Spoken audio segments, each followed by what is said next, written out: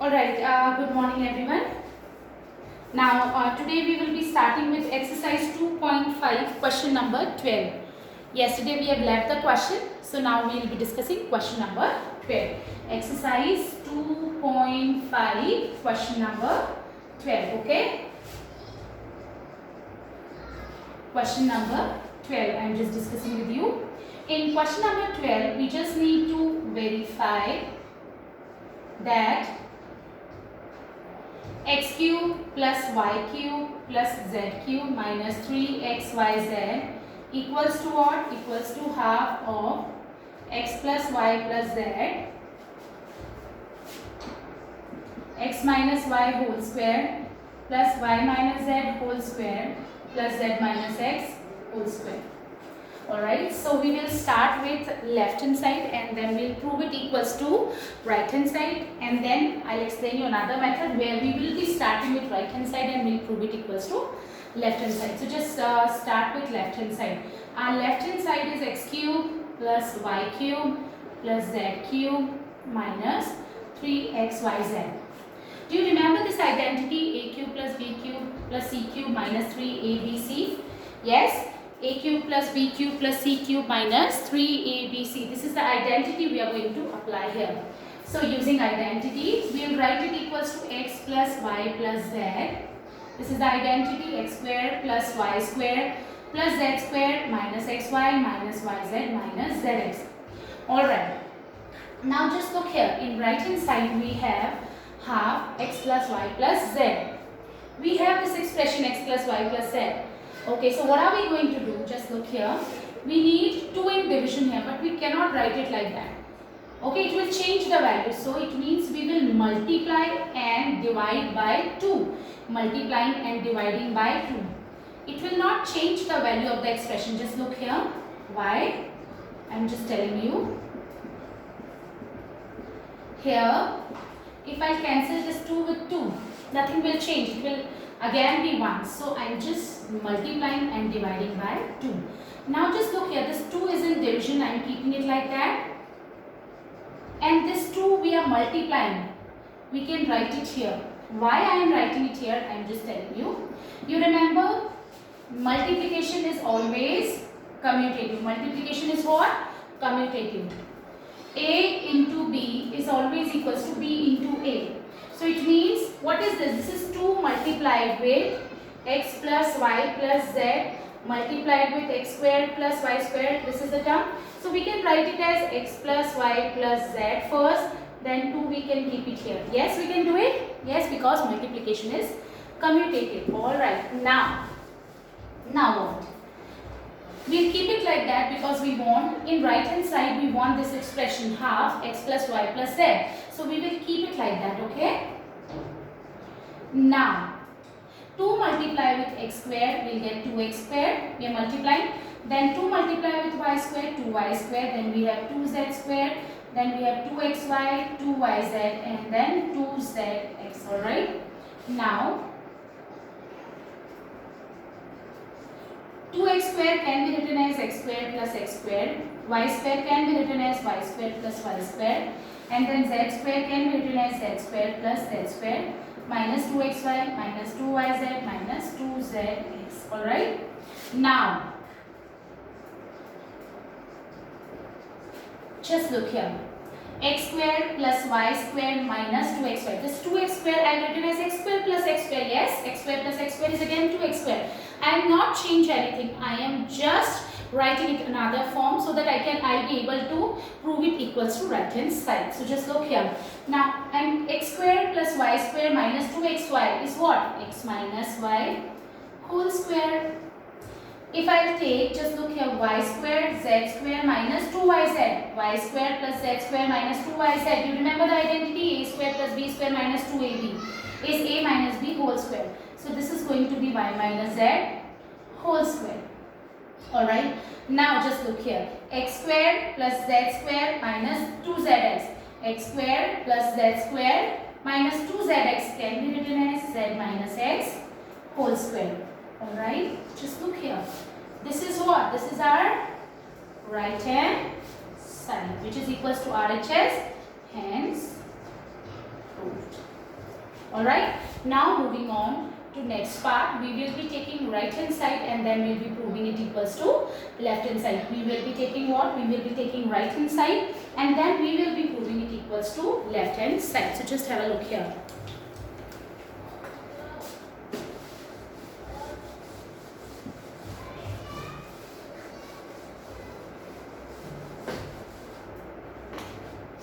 Now RHS,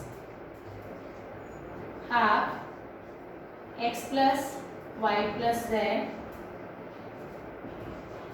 x minus y whole square plus y minus z whole square plus z minus x whole square. Alright, so right hand side I am just starting with, okay, and then I will prove it equals to left hand side. So just look here. What I am going to do here, I cannot do anything with this, so I am keeping it like that. But yes, I can do it here. What?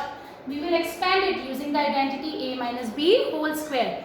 I will expand it using the identity a minus b whole square. So this is a square plus b square minus 2ab. Then we have y square plus z square minus 2yz. And then we have z square plus x square minus 2zx. Alright. Just expanding it using the identity a square plus b square minus 2ab. Then again plus sign. I am also putting the plus sign.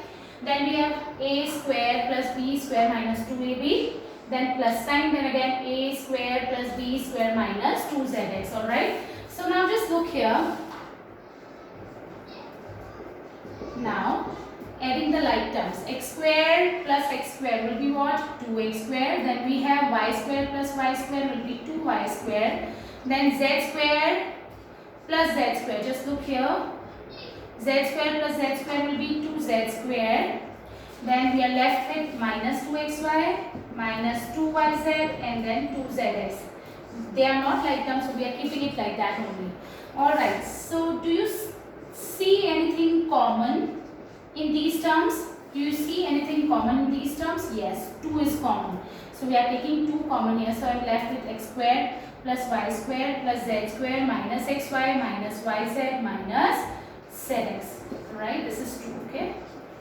2x square, 2y square, 2z square minus 2xy minus 2yz minus 2zx. So I am taking 2 common here. So if I am taking 2 common here, I will be left with x square plus y square plus z square minus xy minus yz minus zx.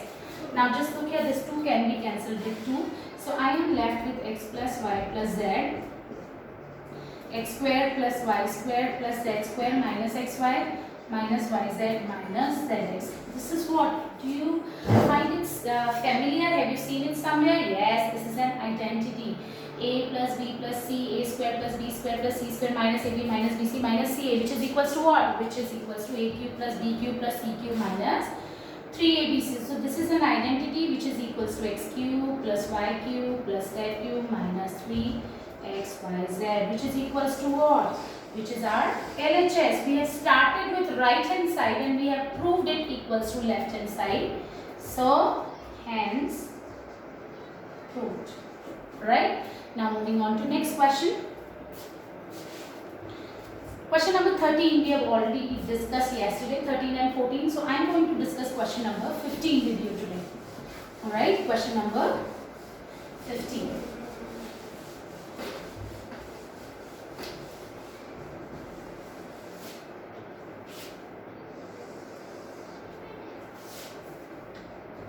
Alright, give question number 15 is saying give possible expressions for the length and breadth of each of the following rectangles in which their areas are given. So just look here, areas are given to you. So 25a square minus 35a plus 12. This is area of rectangle given to you and you just need to find the length and breadth of rectangle. This is area of rectangle. Alright. So what do you mean by area of rectangle? It is length into breadth. So this is given to us when we have multiplied length and breadth, we got this. Now we just need to find the possible expressions for length and breadth. We just need to find possible expressions for length and breadth. So it means what we have to do, we just need to find the 2 factors of this area. So this is what? This is a degree 2 polynomial and how do we factorize it? Using middle term splitting. So how would we factorize this? Using middle term splitting. So you remember what we do in middle term splitting? Yes, coefficient of power 2 variable and constant term we will multiply. 25 into 12 is again 300. 25 into 12 is what? 300. So we want two factors of 300, which when we multiply we should get 300, and when we add or subtract them we should get minus 35. You remember? Okay, so you remember 15 into 20. If you multiply 15 with 20, you will get 300, and 15 and 20 when you will add, you will get 35. So middle term splitting we are going to do. First term will remain same. Then we have minus 28, minus 15a plus 12. Just look here. Minus 20 minus 15 will be minus 35a. First term will remain same. We are going to do middle term splitting. Only middle term we will split. We will write it in another form. First and last term will remain same. So this is 25a square. Minus 20 minus 15 will be minus 35, and this is 12. So I am taking 5a common here. So here I am left with 5a minus 4, and here I am taking minus 3 common. I hope everybody remember this. We have done in 8th standard, and earlier in this chapter also we have discussed middle term splitting. Still, if you have problem you can always ask me. Okay. So just look here. 5a minus 4. Now we have two terms, first term and second term. What is common in both the terms? 5a minus 4. Which factor is common? 5a minus 4. So here I will be left with this. Alright, so just look here, 5a minus 4 and 5a minus 3.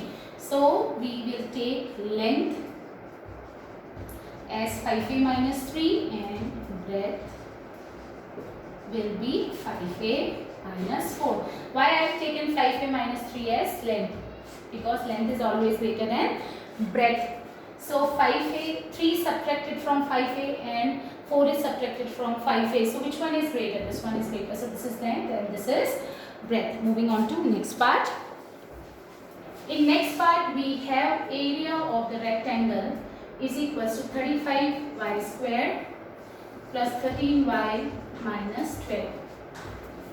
This is the area of the rectangle given to you. We just need to find length and breadth of the rectangle. This is the area of the rectangle given to you. You just need to find the length and breadth of the rectangle. So just look here, how do we find length and breadth? So again we have to do what? We have to do middle term splitting. So just look here, 35 multiplied with 12.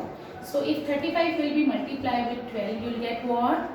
You will get 420. So we want two factors of 420.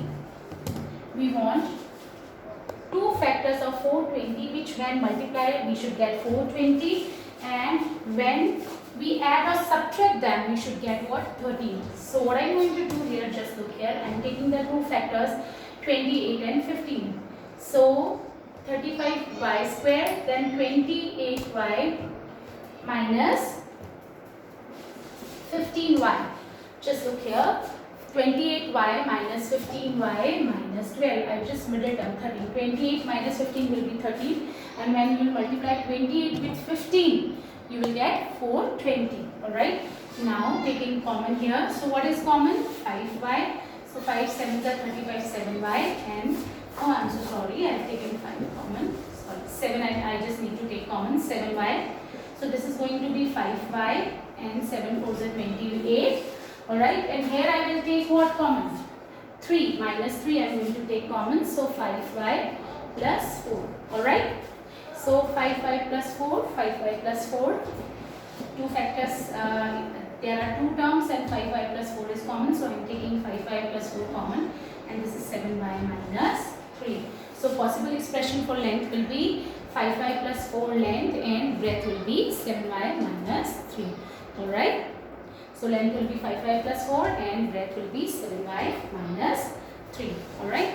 Now, I am so sorry, length will be 7y minus 3 and breadth will be 5y plus 4. Okay. These are the possible expressions. Okay. Or vice versa also you can take. Alright. So now just moving on to next part.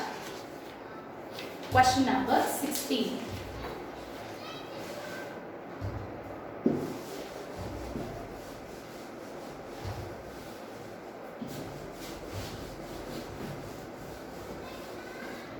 Question number 16.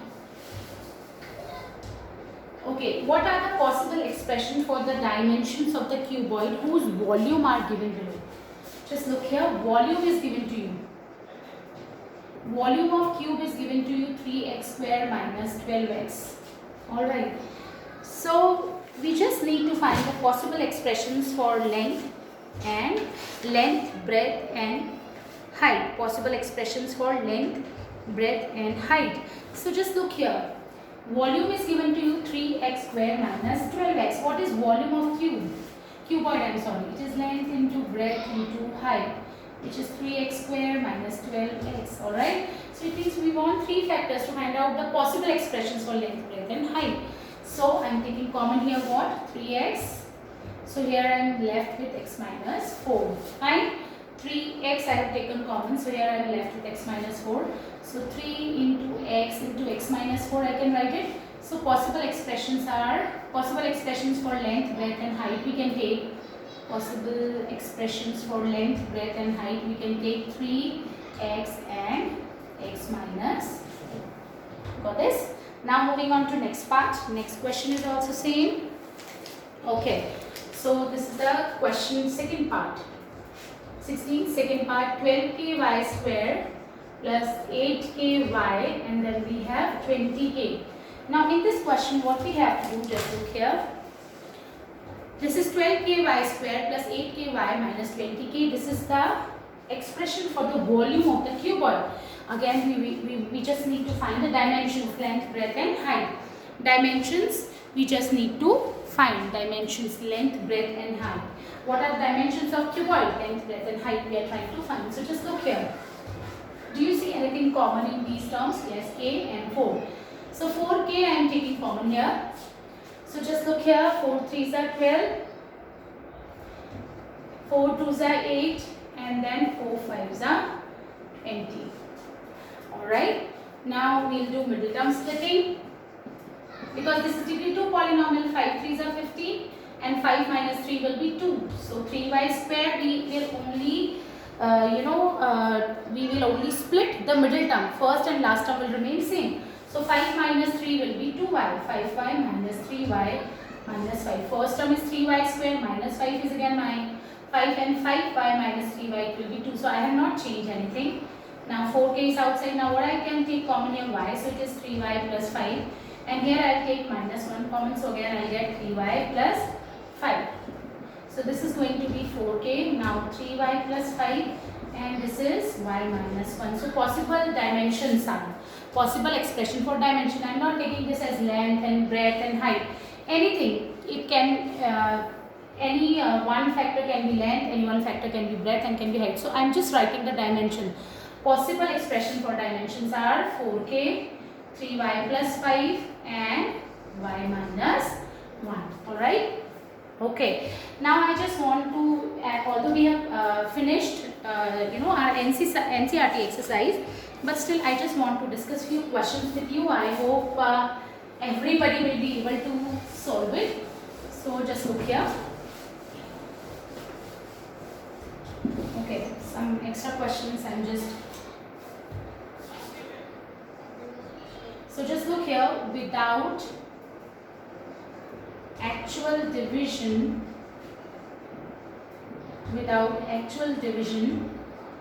prove that 2x raised to the power 4 minus 6x cubed plus 3x squared plus 3x minus 2 is exactly divisible by x square minus 3x plus 2. Okay. Without actual division, you just need to prove that 2x raised to the power 4 minus 6x cubed plus 3x square plus 3x minus 2 is exactly divisible by x square minus 3x plus 2. So you remember, without actual division, how can we prove that it is divisible? By factor theorem. Yes, you remember factor theorem. So we can apply factor theorem. It means we have to find the zeros here. Yes, you remember before applying the factor theorem, we just need to find the zeros. So first we will find zeros of this divisor. Zeros of the divisor. So our divisor is what? Square minus 3x plus 2, which is a degree 2 polynomial. How will you find zero of this divisor? By middle term splitting. So just look here. 2 and 2 ones are 2, so minus 2x minus 1x. Now I am not explaining how to do middle term splitting because we have discussed a lot of questions related to middle term splitting, but still if you have problem you can always ask me, okay? So just look here, if you will have a problem you ask me. When you will be asking me, I am going to discuss middle term splitting again in our next video. Just look here. So still I am explaining. Here coefficient of x square is 1 with constant term, and we are multiplying 1 into 2 is 2. We want two factors of 2, which when multiply we should get 2, and when we add or subtract them we should get middle term.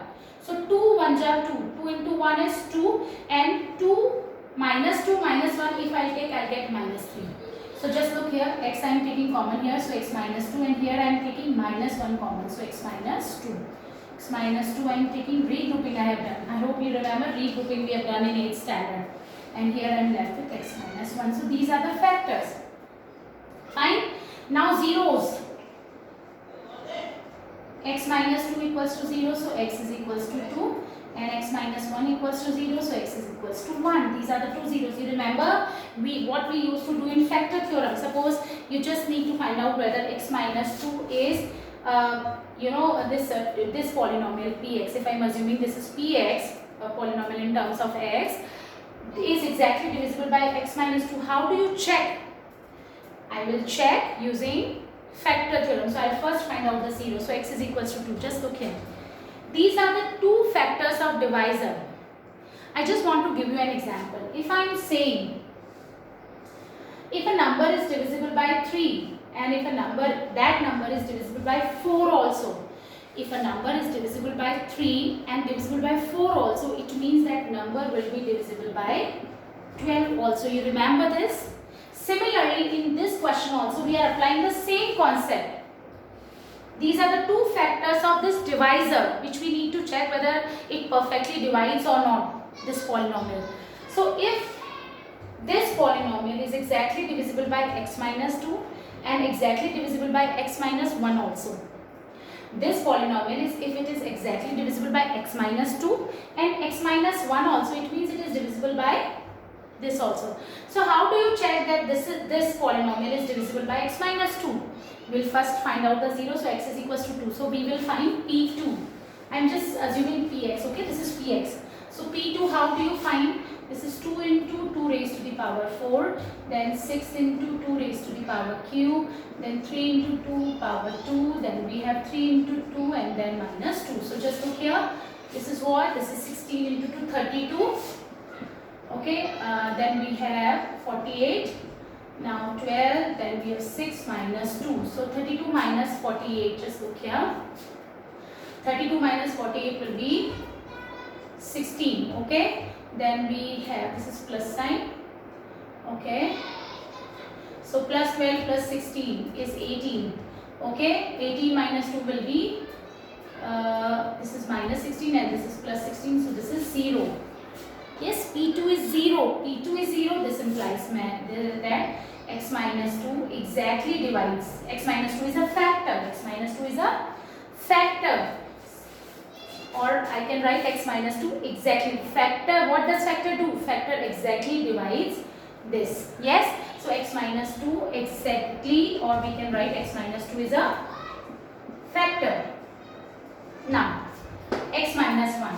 So x is equal to, now we will find p minus 1 is a factor of px, right?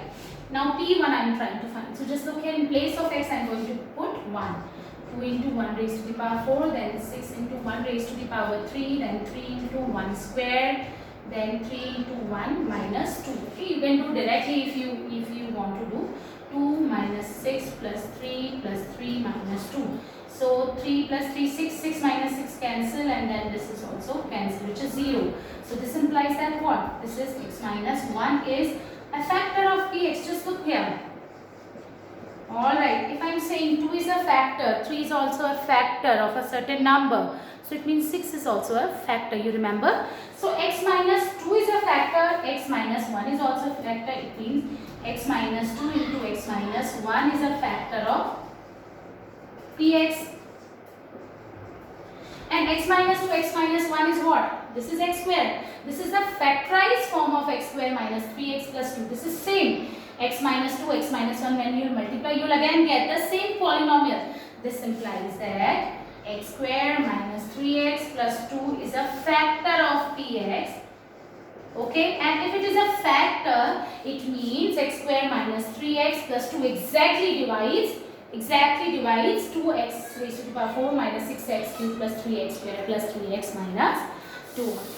Okay, I hope everybody understood the concept well. Alright, now just discussing a small question with you. I hope you understood the question. Okay. You know, class, it's a great benefit for you that we are recording videos for you. You can always rewind and you can just see the concept again. So it's a request from my side, please make use of it and kindly go through the concept which you find difficult, or you might have forget something in any of the topic. You can always go back and just see to it. Okay, now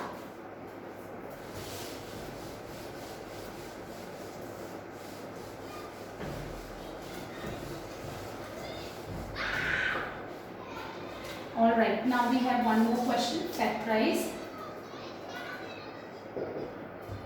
This is 4a square minus 9b square minus 2a minus 3. This kind of question we have already done in 8th standard also. So I'm just discussing with you. Do you have any idea how we need to do it? So let me just tell you what we need to do. Can we write it 2a whole square and then this is 3b whole square? Now keep it like that only. Okay. This 4a square, I have not changed anything. Remember, we are not supposed to change anything when an expression is given to us. We can only, change its form. We are not supposed to change the values. When you solve 2a whole square, which is 2a into 2a again, 4a square you will get. And when you will solve 3b whole square, 3b into 3b again, you will get 9b square. Then we have minus 2a minus 3b. Now a square minus b square. Can I apply the identity? Yes. 2a plus a square minus b square is what? A plus b. A minus b. This I have solved. Now after that we have a minus sign. So I am also putting the minus sign. Just look here. A square minus b square. A plus b. A minus b. So I am also putting. After that we have a minus sign. I am also putting. Alright, you remember how do we take a common? So just look at, this is our first term, then we have minus and this is our second term. So which factor is common in both the terms? Factor. So 2a minus 3b is common. Just look here. This factor is common. So I am taking 2a minus 3b common. So here I am left with 2a plus, in this term 2a minus 3b I have taken common. So I am left with 2a plus 3b. And here I have taken 2a minus 3b common. So what is left? 1 minus 1. So this is how the factorized form of the given expression. One last question I am just discussing with you. Then in next video we will be discussing about Heron's formula. So it's a request from my side to, we have done in 8th standard Heron's formula. I just want everybody to take out your 8th standard book and just revise the Heron's formula. Okay, so that it will be easier for you to understand the concept. It's the same which you have discussed in 8th standard. Okay. Alright, so one more question I just need to discuss with you. Alright, so factorize. Again it is factorize. Okay. A square plus b square minus 2ab minus ac plus bc. Okay. So how do we do that? Just look here.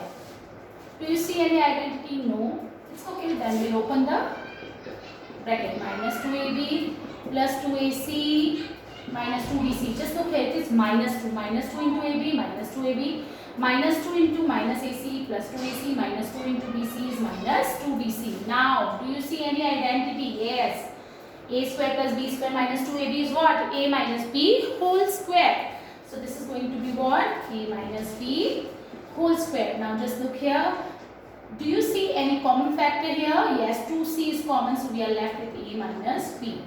Alright. So what is a minus b whole square? A minus b multiplied with a minus b. So can I write this as a minus b multiplied with a minus b? Yes. Or if you can take common this, then you can take that also. Now a minus b, this is our first term, second term. What we can take common? We can take common a minus b. So I am left with here a minus b in this term, and in this term I am left with 2c. Okay, again we have just opened the bracket. It is a square plus b square is not an identity. I hope you remember. A plus b whole square we have. A square minus b square we have, but we don't have a square plus b square. I mean direct identity we don't have. Otherwise we can use identity to find out the value of a square plus b square. So just look here, a square plus b square, then we have opened the bracket, minus 2 into ab, minus 2ab, minus 2 into minus ac, plus 2ac, minus 2 into bc, minus 2bc. Now this is a square plus b square minus 2ab, this is going to be a minus b whole square. Now I have taken 2c common, so I am left with a minus b. Now just look here, a minus b whole square can be written as a minus b multiplied with a minus b. Now two terms we have, I have taken a minus b common, I am left with a minus b, and here I am left with plus 2c. So this is our answer. So alright, that's it for today. I hope everybody is studying at home. It's a request from my side to, whenever I am explaining any question to you, just see the video, okay? You just write down the question and then try to solve the question again. Okay, maths you can always learn by doing it by yourself. Okay, so now next topic we are going to start is our Heron's formula. So I just want everybody to take out your 8th standard book and just revise Heron's formula. Alright, so that's it for today. Thank you so much.